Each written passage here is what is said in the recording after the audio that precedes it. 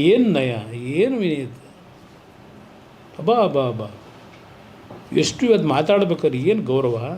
ಅಣ್ಣಾಜಿ, ಅಪ್ಪಾಜಿ, ಅಯ್ಯೋ ನಾನು ಕಾಣದೇ ಇರೋದು ಇವೆಲ್ಲ ಬ್ರದರ್.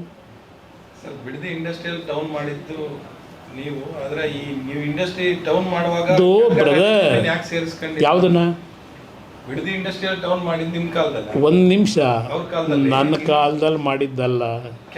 ಧರ್ಮಸಿಂಗ್, ಒಂದು ನಿಮಿಷ, ಆರೋಹಳ್ಳಿಗೂ ಕೇತುಗನಹಳ್ಳಿಗೂ ಸಂಬಂಧ ಏನು? ಶಾನ್ ಮಂಗಲಕ್ಕೂ ಕೇತುಗನಹಳ್ಳಿಗೂ ಸಂಬಂಧ ಏನು ಕೇಳಕ್ಕೆ ಬಯಸ್ತೀನಿ.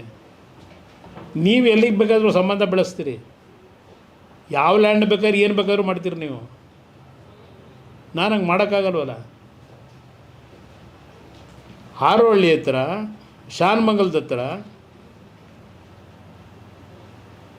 ನೋಟಿಫೈ ಮಾಡಿದ್ದು ಇಂಡಸ್ಟ್ರಿಯಲ್ಗೆ